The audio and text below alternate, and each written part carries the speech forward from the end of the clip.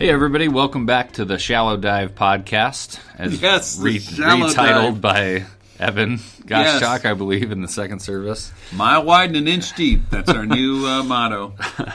So we're on time for the first time in a long time. Every other week is pretty decent. Yep. And we're talking about the third and fourth sermons in When Pigs Fly. Yep. And then, is this sermon series wrapped up? It's done. Yeah, because there were four. Yep. Okay, that makes sense. 4 miracles we talked about. Mm-hmm. So today... Next we do a series on the Housewives of New Jersey. It's a 3-part series on... No, I'm kidding. I was looking forward to that one for once, yeah. For change. Okay, so Miracles of Provision was your first... Was last week's. Was last week's. And Miracles of Protection. Miracles of Protection. And we had help from the crowd 2 weeks ago. So I did get a really good question. And, yeah, so Miracles of Protection. A lot of what you talked about was, why God is protecting some things and not others that are very unfair in our sights, maybe. A lot's unfair in our sight. Same with the healing, when we talked about healing.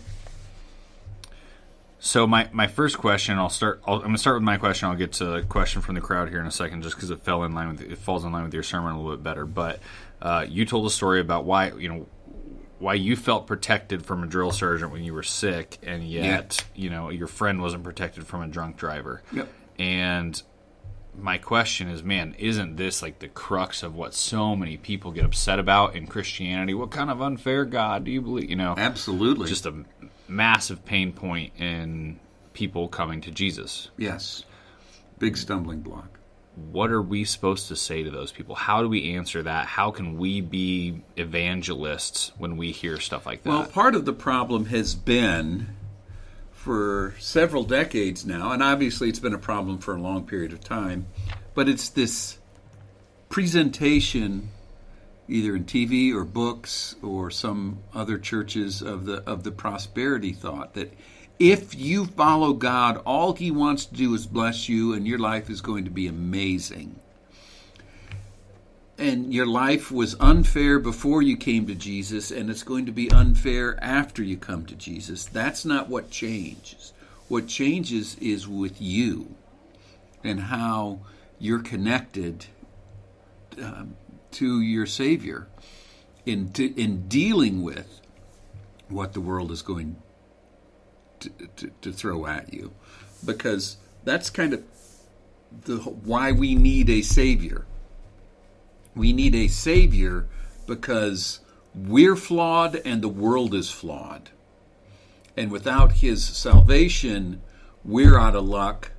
And without His presence in our lives, the whole rest of the out of luck world it seems so pointless. But what makes sense, once again, this is just Pastor Kurt's opinion, that what makes sense is, as things come at you, you're A, not alone. B, know that you're completely loved even all through this. And to me, that's the main thing. It's the sense that God loves you. And that finally, C, this world is temporary, and the world of perfection is to that which to come. Either with the second coming of Christ or when we get to heaven. This is a blip on the map compared to eternity. But our human finite nature, like everything else, when we're in the middle of something, we think that this is all there is. And it's not. And so 60, 70, 80 years, 90 years of life, and all of the unfairness that happens in it, and it's for everyone. That's not even a blip on the map of eternity. We've kind of lost that sense when 100 years ago, when people were dying of all kinds of circumstances, from farm accidents to diseases they didn't know, consumption, where they could have screamed it's unfair the most, and you find those are the people that adhere closest to Jesus. Those of us who seem to have less loss are the ones that are more sensitive to it. So that's all I have to say to somebody when they ask me that question. Just say all that. Just that. Thanks, Alex. No, that was a good thing. Luckily, I recorded just put that. it in your Alex words. I'm just going to hit Life play. hard. Just use your Alex, yeah. Alex the Neanderthal, Life hard. apparently. God good. All right, we're going to move on from that. Just so you know, voice people, quickly. we have fun doing this. Your second, you actually, I think, were the one that called this a defining concept. Long before we face a problem, God has a plan. Yep. Pain and suffering are not part of God's plan, even though everybody dies. Yes. And that's what that obviously, just to go back to what you said, I mean, that's what's such a struggle. And so that wasn't a question, but my question from someone who wrote in is, Kurt said that God doesn't take people from us, but on the other hand, he said that if his grandmother had not died, he wouldn't be with us at Grace. So does that mean that things happen for a reason, even the most awful events? Losing a parent at the age of 7, I find it hard to rationalize a reason for it other than what my mother told me. I find that God, there's always going to be bad. It's going to happen to everyone. Death, disease, misfortune, accident, just the same as misfortune, sorry. God has the ability, because he's who he is, to bring goodness out of things that were bad to us. It is always there as an option if we choose it. God has a plan. We can choose to follow it or not. The reason that I don't know how this person's dealt with the loss of a parent, and that's a tough thing. However, the direction, for instance, in my case, the direction to start to straighten up and fly right, because I don't have my grandma to take care of me anymore, or to take more responsibility of what was required of me, is what led me in the path to do that. Whereas if she was there, being the constant affirmer, or some people would say enabler, that may not have gone the way that it should have gone, that brought me here. And I don't know the full circumstances of the questioner, but certainly decisions were made that have affected them into becoming, in my opinion, a wonderful person who I'm glad to know. And could that person have come out that way without the loss of a parent? Very well could have. But it's still part of the story. And part of the testimony is, the most powerful parts of testimony is when I hear people talk about when something bad happens and then what God did in their lives afterwards. So I would be interested to hear the rest of that person's testimony as far as a potential miracle of testimony, because how many times do we hear about those testimonies affecting other people's relationship with Christ? And so they went on to say, and I didn't find a question in this, but I thought it was a really interesting story. Insight. So, second point was, my mother experienced incredible loss. By the time she was 40, she lost her mother, father, a sister, a brother, both of her in-laws, and her husband by the time she was 40, which is that's wow. She could have been a very miserable woman, and I would say to that, indeed, she could have. Yeah. When asked how she endured it and managed to find joy, she said, bad things happen to good people. God didn't cause my many losses. Life is hard and it's unfair. You have to suck it up and keep going. I can choose to be bitter or I can be better. I choose to be better by finding joy and purpose in the Lord. That is tremendous, and I've told this story on more than one occasion. My grandmother, who is the most devout, was born into a large family, was in the middle of 6 kids. One of her younger sisters was mentally impaired, and by the time she was 15, she was the oldest surviving female. She was mother, sister, and whatever on the farm due to whooping cough. She lost the 2 older siblings and her mom, and so she had to take care of her younger siblings and still try and find time between her farm work to do school, which I think was one of the most amazing things, and was also the least bitter person. Never found somebody she didn't love, and never found a circumstance where she couldn't help, and always just was amazing. And I can't imagine losing my mom, and I know it still affected her because on her deathbed, she would cry out to her mom, who at that time she hadn't seen in more than 55 years, but her mom was still on her mind, so that meant something to her, and it tore us all up. And one of my cousins said maybe since she's getting ready to go, maybe she sees her mom. And it's getting ready to, and I thought that maybe. Yeah. So is it your opinion that somebody like that, I mean, you talk about it, we all have spiritual superpowers. Do you think that she was inherently blessed with that piece of acceptance and good spirit of being able to move forward past all that?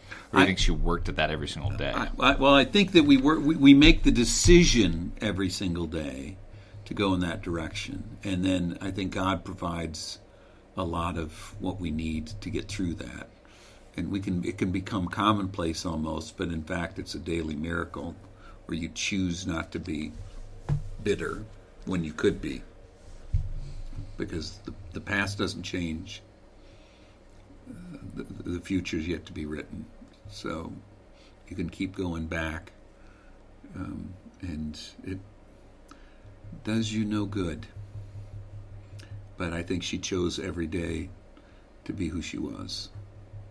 Yeah, I think what I took out of this sermon and what I hear from both testimonies, the story you just told and the one that was a write-in, is we tend as humans to be reactive to what's going on around us. And so when we see loss and misery, we say, why is God doing that to us? Mm-hmm. When we should be constantly focused on who God is and our love for him, and then we'll get through those times together. And so the story or the gospel that you talked about was Paul and Silas worshiping God for who he is, and that was we used to talk about aha moments on here when we first started this, and that was mine on this one. Was like, I've read that story 100 times, and I've thought Paul and Silas were worshiping for a reason, and they weren't. Not a specific instance, they weren't saying, "Hey, we're about to get out of here," or "Hey, we just did this thing." It was just invoking some mesmerism to try and break free. Or as far as they knew, they were going to be in prison and in chains, certainly for the foreseeable future, and maybe unto death. And that wasn't. They didn't care. They felt unalone. Yeah, it's just what a cool story about faith. So that's everything I have for you on miracles. We're done? There we go. Thank you all for tuning in. Nice try. Uh-oh. We still have miracles of provision. Oh. Yeah. Maybe God will provide me some answers. I want to be provided answers about... You spent about 20 minutes talking about Tupperware and jeans at the beginning of this sermon. And I was just like, what is this guy's hang up with Tupperware and jeans? You don't like the torn jeans fad, huh? I just don't... I don't get it. If I ever see you with one nick in your jeans, It's funny you'll never because- hear the end of it. So in the 70s, wearing bib overalls was a thing. And so I begged for bib overalls, and my dad just would not, because he grew up on a farm. You had to wear bib overalls. He couldn't wait to get slacks, not jeans, slacks to wear to school. Sure. Until I was in junior high, I had to wear slacks and good shoes and a button shirt or a sweater every day, while all my friends were comfortable in jeans and tennis shoes. I could never wear those. And part of that was because my dad's aversion to, he couldn't wait to wear nice shoes. To get out of the bib slacks. overalls. Yeah. So, I just didn't think I'd learn that much about gene history during my sermon on Sunday, but I'm glad to have been there. wow. I'm sorry. That's kind of an old man rant, isn't it? Wouldn't be the same without it. Yeah, we're good. So you gave us a list of 3, which I love. Number 1, miracles of provision. Where God guides, God provides. Yep. And then you talked about Indiana Jones in that scene. Yeah, taking a step. Yeah, taking the step. That was a good step. That was a well-acted step. I need a little more context to what you were talking about there. You said, take a step when God has provided something. But we also hear a lot of times to be patient and wait. Yeah. And don't take. How do you? So Is it my step or his step? You know, that's what I get tied up That's on. a tough one. So here's another example. It's fairly long. I'll try and keep it to a minimum. So I took a group of youth up on a mission trip, work trip to Alaska, and we were going to be there for 2 weeks, and it's like 30 kids. So we split them up into 2 work areas, and one was helping to rebuild some houses in the hinterland up around Willow, Alaska, and then others were going to do because we'd been invited by a pastor in Fairbanks to do a vacation Bible school. This was in the middle of summer. Thank heavens. And I think I may have used this illustration. I will use it in a sermon in the future. So I go back between the 2. The one in Willow in the hinterland was fine. You know, their big worry was getting sheetrock and wood, and they got that. So we go to Fairbanks, and the pastor there said, "Oh, I'm sorry, we already did our VBS. We don't need you." It was a short trip for you. I don't know so what we you're sent upset those about. kids, so we just sent those kids home. No. So they were weeping and gnashing of teeth. So I'm praying, because I had no idea what to do. How old are you in this story? 33. Okay. 34. 35. I don't know. Just trying to judge your maturity level. Yeah, well, 35 going on, whatever.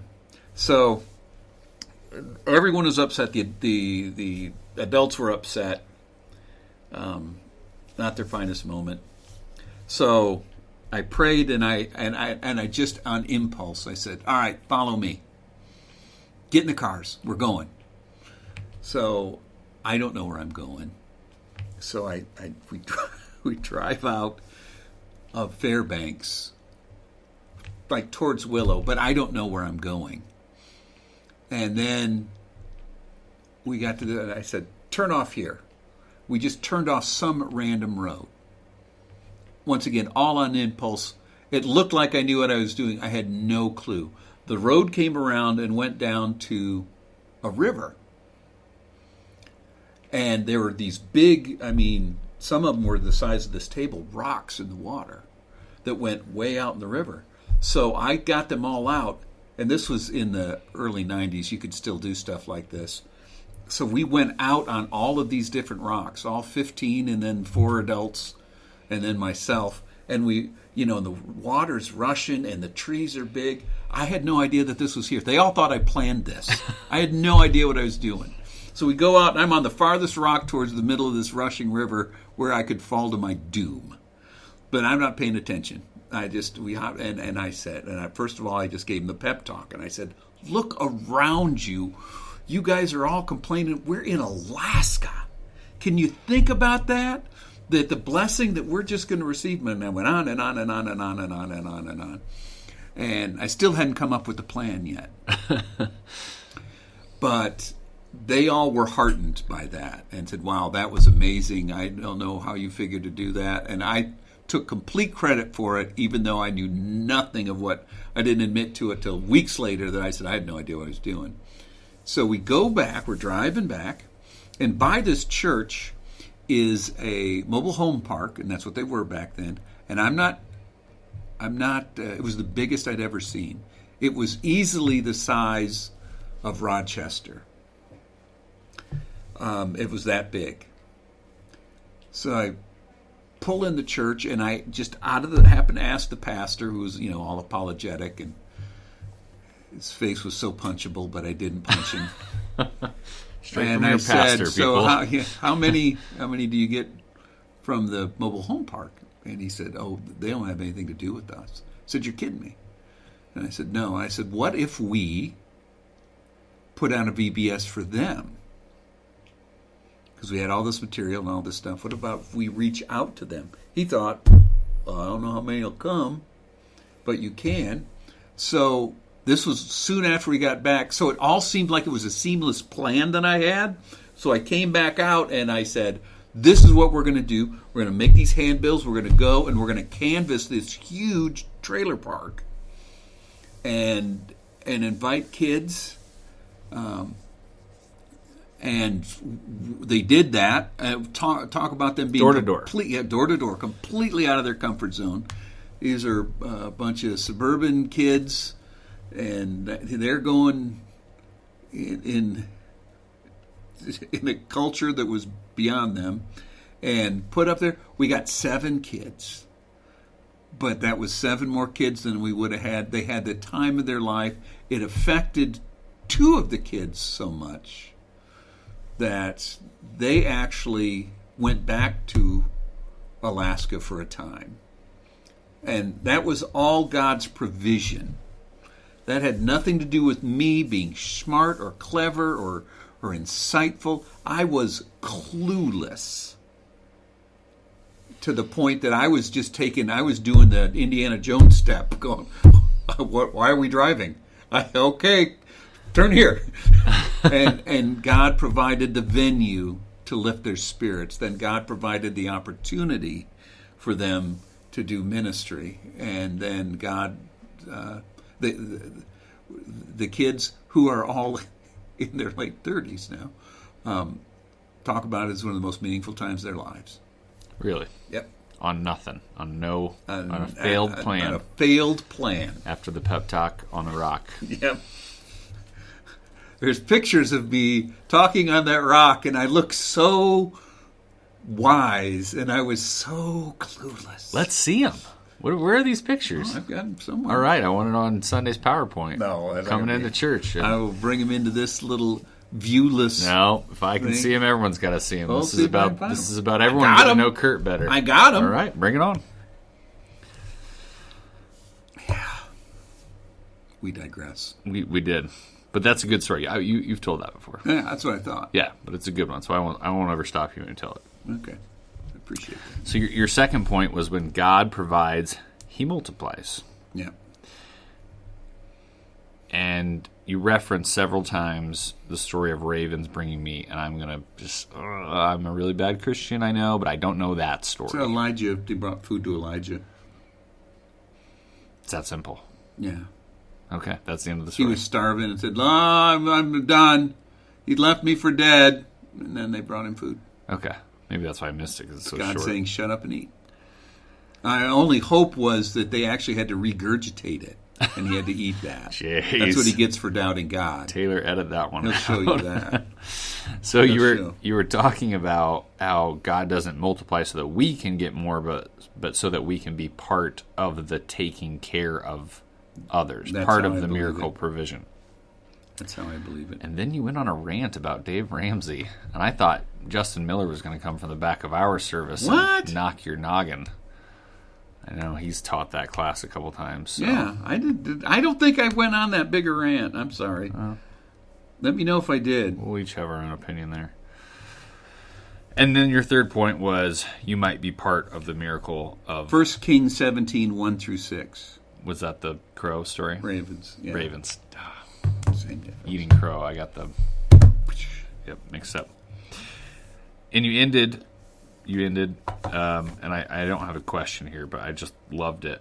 And I thought it was worth repeating here today. And you said, fear says, what if I don't have enough? And faith says, what else can I give? Mm-hmm. And not 4 hours later, I was walking into a restaurant and somebody was wearing a mask that says, and I can't remember, but it was faith is bigger than fear on a mask. I just thought that was cool for the day. Yeah, that I was is like, cool. that's what Kurt was I'm talking going to about. use a Do you know marker and Kurt? put that on my mask, except my mask is black. So was it. It was white writing. Oh, okay. Yep. So that's it. Those are all the questions I have on this easy day. This was a great short sermon. I appreciate that.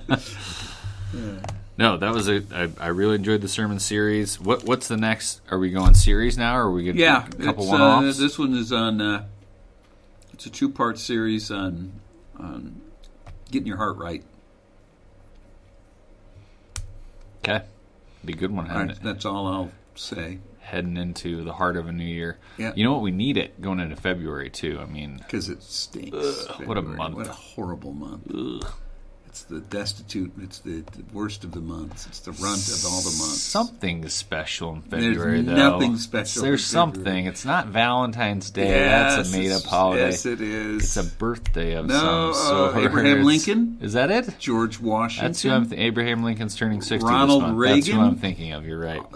All of the heavy hitters are born. Gotcha. The Yeah, the heaviest my of hitters. great-grandmother was born in there. That's awesome for them. Okay. It's a good month to be born in because there's nothing else going on.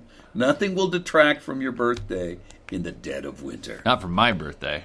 Whose birthday we No, talking I'm just about? saying. You said from your birthday. It's not my birthday. My sister's birthday's February 1st. Happy Okay. birthday, Tracy. All right, we've taken up enough of these good Christians' time Yes, with our you're ranting. bored. Serious. We love you, though, all of you. Thank you for listening. Thank you. Send me your questions. As referenced by today's question, we would A shallower dive we today. would not have had a dive without it. So thank you, and send your questions to alexanderm.berlin@gmail.com. And thank you, Kurt, for your time. And everybody have a wonderful, My blessed pleasure. day. God bless you. Bye.